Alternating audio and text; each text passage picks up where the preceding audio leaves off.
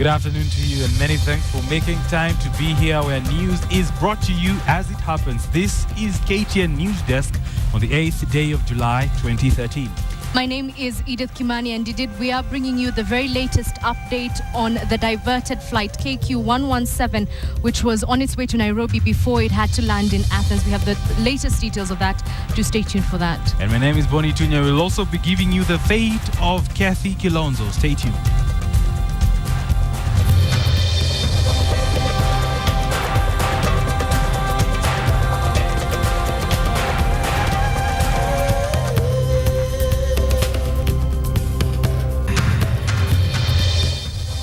Right, welcome to the program. Now, as you know, the fate of Kathy Kilonzo will be determined later on this afternoon as the Nominations Dispute Resolution Tribunal of the IEBC is set to give a ruling of whether it will indeed clear her to run for the Makueni senatorial seat that she intends to succeed her late father, Mutula Kilonzo. And I'm now joined by senior political reporter Rita Tinina, who is at the Milimani court with the very latest of that proceedings and the fate of Kathy Kilonzo. Good afternoon, Rita. Good afternoon, Tunya. What do we have so far, Rita? Well, we are all eagerly awaiting that ruling by the IEBC Nominations Dispute Resolution Committee. That should be happening in the next 1 hour. We will get a clear indication as to whether Kathy Kilonzo will be cleared to vie for the Makueni Senate seat. Remember, that committee sat on Friday and Saturday to try and determine whether she is a duly registered voter. She is fighting claims that the acknowledgement slip that you get when you register as a voter, there are claims that hers was not acquired properly. There are claims that it was acquired fraudulently, that it was in fact stolen from the booklet that was used to register former President Mwai Kibaki when he launched the voter registration exercise last year. Of course, Kathy Kilonzo fought off those claims, saying she registered as a voter using a photocopy of her ID and an expired passport. So the Disputes Resolution Committee will this afternoon make a ruling on that. We are also awaiting a ruling on Professor Philip Kaloki, whether he too will be cleared to vie for the Makueni Senate seat. He is the man who vied for the Makueni governor's seat during the March elections. He says he later defected to NAC. He vied on a Wiper ticket in March. Now he is seeking to vie for the Senate seat on a NAC ticket. There are claims that he may have flouted some election rules. One of the rules requiring that you have to be a member of a party for at least 45 days before you can contest on that party's ticket. His defense, of course, is he says he defected to NAC on June the 3rd, and so by the 22nd of July during the by-election, he will have complied with the 45-day period required by the law. And Tunya, so we are awaiting the ruling by the court, the implications that this will have. If Kathy Kilonzo is cleared to run, of course, then she will be able to launch her political career. She is considered among one of the favorites to win this by-election, and if she does win, then she will be the first elected woman senator in the country. But if the Disputes Resolution Committee does not clear her, then it will be a case of failure to launch for her political career. But on the professional front, of course, there will be implications on her career as a lawyer. If the committee rules that she acquired her documents fraudulently, then perhaps the Director of Public Prosecutions can take up the matter and order the police to investigate. But also the Law Society of Kenya, of which she is a member, it has a disciplinary committee, and they also might need to take up the matter. That is, if the committee rules that she will not be vying since her documents are not in order. Tunya. Right. Rita, we of course expect the verdict that has far-reaching implications for these two contestants, but then is there room for appeal? That we are yet to establish. Remember, this is not like a court of law. It is a judicial committee, and so we'll this afternoon be seeking to establish what next for Kathy Kilonzo or for Philip Kaloki, whichever way the ruling goes. Our sources tell us that Philip Kaloki might be lucky on this one, but things are not looking so good for Kathy Kilonzo. We will wait for the official word from the tribunal. But also in the last 1 hour, what has happened here at the Milimani Law Courts is that activist Okia Omta Carter has filed a petition, and he is seeking to block that disputes committee from giving its verdict at 2 p.m. He claims that the committee, which is made up of IEBC commissioners, he says the IEBC is also an accused party, and so his argument is that the IEBC is an accused person and also cannot be judge and jury of itself. So he says he will be heard in the next 1 hour. We'll wait to see whether the court will grant his demands, or whether it will rule that the dispute resolution committee should go ahead and give its verdict. Tunya. Right, many thanks, Rita. Of course, the plot gets murkier. We'll be here to give you the very latest in regard to that verdict by that tribunal of the IEBC. Edith? Thank you. Speaking of a plot that's unraveling, it is a story of a flight that was set to arrive in Nairobi on Saturday but is yet to. KQ 117. That's our developing story this afternoon.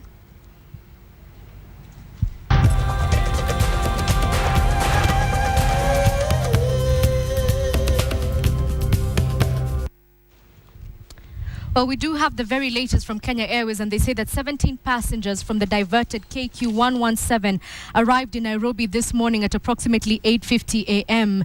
A statement from Kenya Airways said that this group was uplifted on a flight from Amsterdam, which had actually been diverted to Athens, to collect cargo. The remaining passengers are expected to arrive in Nairobi at midnight local time. KQ 117 was expected in the country this morning at 4:30, but Kenya Airways, however, reported that they were denied clearance by the Greece Civil Aviation, which then led to a last-minute cancellation. 301 passengers were on board the flight, which was on its way to Nairobi on Saturday, when one of the smoke sensors allegedly triggered a fire alarm. The pilot was then forced to make a diversion to Athens, where an engineering team was sent to repair the aircraft. There have been conflicting reports on the safety and comfort of passengers, with most taking to social media, social networking site Twitter, complaining of lack of communication and near negligence from the airline. Kenya Airways has, however, responded saying their passengers are well taken care of and all efforts taken to ensure their safety. So we will keep an eye on that story, and of course at midnight, if they do arrive, KTN will certainly be there. That's our developing story this afternoon.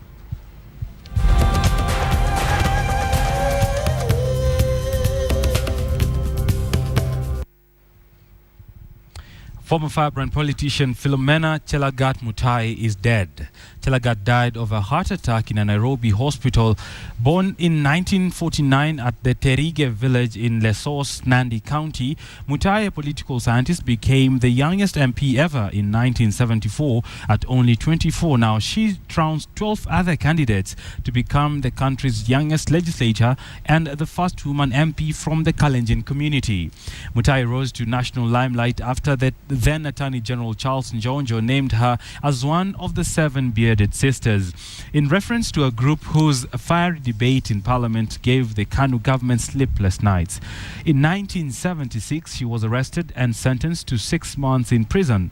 She was accused of inciting her constituents to evade a sisal plantation in Ziwa, but even after serving the sentence and resuming her parliamentary seat, the government continued hounding her. Early in 1983, she was targeted for allegedly filing a fake parliamentary mileage claim. To escape another jail term, she sought political asylum in Tanzania. Now, the former Eldoret MP suffered a spinal injury in the year 2006 following a road accident and has been confined to a wheelchair ever since.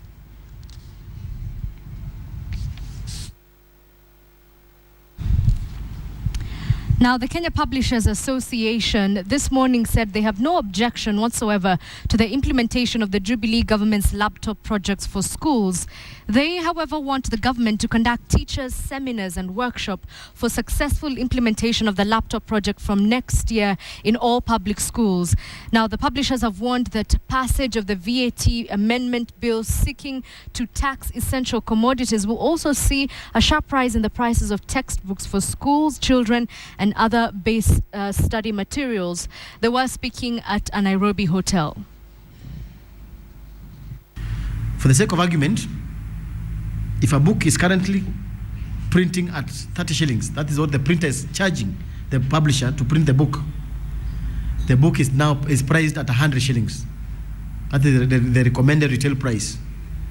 If 16% is charged by the printer under the new VAT regime, the printing cost will rise to 34 shillings and 80 cents. And the publisher's new price has to now increase it to 116 to absorb the VAT. Since the publisher has to load the VAT to the selling while selling to the bookshop, the current consumer price will now go up to 135 shillings before the bookshops finally load their VAT at 16%, making the book cost at 157 of the cover price. For the successful implementation of the government's one laptop per child project, the following issues to be carefully weighed. One, we are saying the teacher training. It's apparent that most of our teachers are, at best, IT illiterate, and at worst, have no clue at all about IT. These are the same teachers who are expected to implement this curriculum. They are the same teachers who are supposed to understand the new platform on which the curriculum will be delivered. These are teachers who have not even seen a computer. We suggest that it is imperative that the government ensures that these teachers are properly and adequately trained to handle these children. It will be very embarrassing for this project to be rolled out and the teacher in class is actually far behind the pupil.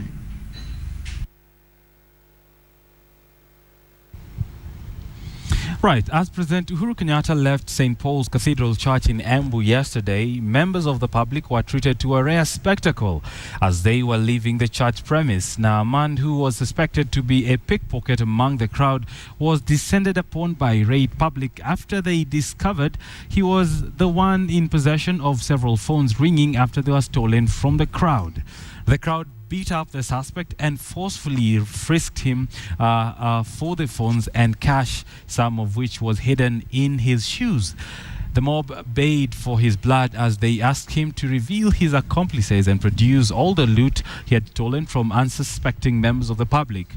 The angry residents warned any criminal that they captured that they would deal with anyone caught stealing from members of the public to end the rising cases of theft in Mount Kenya East Town.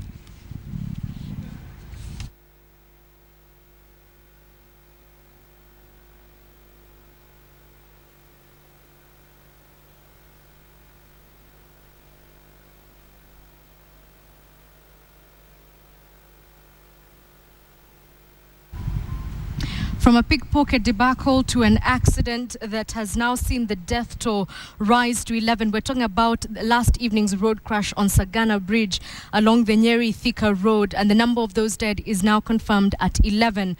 Drivers of both the matatu and the lorry involved in the crash have perished alongside 9 passengers in the matatu. KTN Zipora Karani has that story.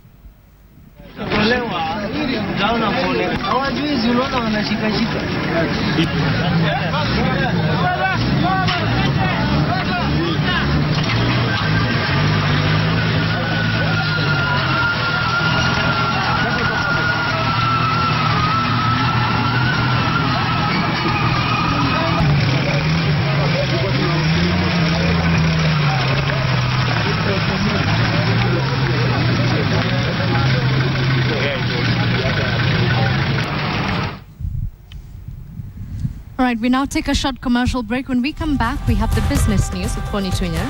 Right, and remember all the stories that you've seen on the news desk, you can get to read more of them on the www.standardmedia.co.ke. That's the website to check out.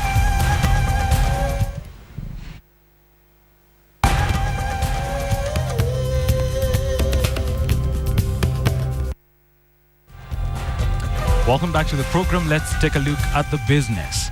Properties and money worth billions of shillings is lost annually due to failure to have a written will before the death of a spouse. Now, this emerged during a workshop on women's rights organized by the African Center for Rights and Governance in Naivasha. A report showed that 75% of families in the country did not write a will, a situation that exposed their families to wrangles. This is according to Chris Washira, who works in the organization. Banks have billions of shillings in unclaimed properties which belong to deceased people. During the workshop, women called for more education on a suspect on the subject and terming the succession as a sensitive issue. Right, we do apologize for the mix-up in the pictures, but moving on now, and Kenya has lost 26.4 billion shillings in revenue through unnecessary tax incentives in the form of investment promotion incentives, special economic zones, as well as incentives for exporters. Now, this is according to a report by ActionAid. The study also quotes a UN poll that indicates that tax incentives were ranked 17th among the factors that foreign investors look for while setting shop in a country.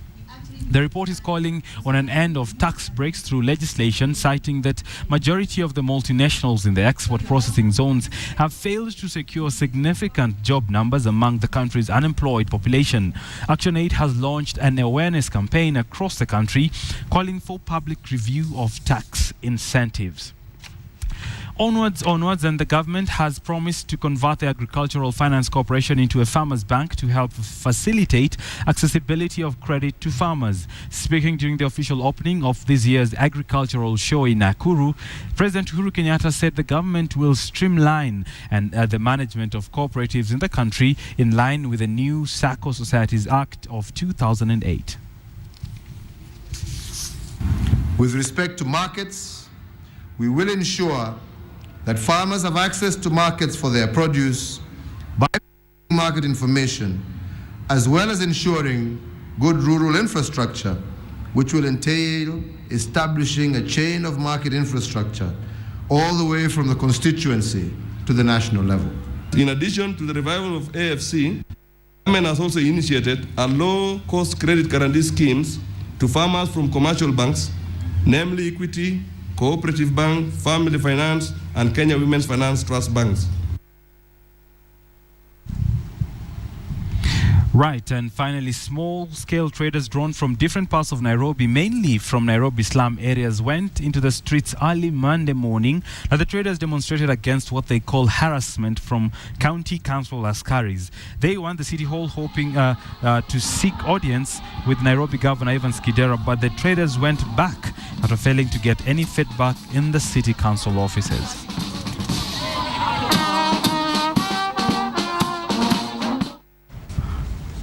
It's now time for us to end this edition of KTN NewsDesk. Right. Our Did You Know Fact today is courtesy of Boni Tunya. Right, and mine are always useful and insightful. Did you know that Onde Mari's win yesterday marked kind of a break? Because the last time we had a break win at the Wimbledon was in 1938. So that was a 77-year break. You would think that seeing as it's Wimbledon, there would be a lot of Brits winning in. It's always been foreigners. All right. Well, that's where we wind up this edition of KTN NewsDesk. Thank you for your viewership. My name is Edith Kimani. Let's see you again tomorrow. And my name is Boni Tunya. Of course, we're expecting the verdict on the candidature of Kathy Kilonzo. Stay tuned to KTN.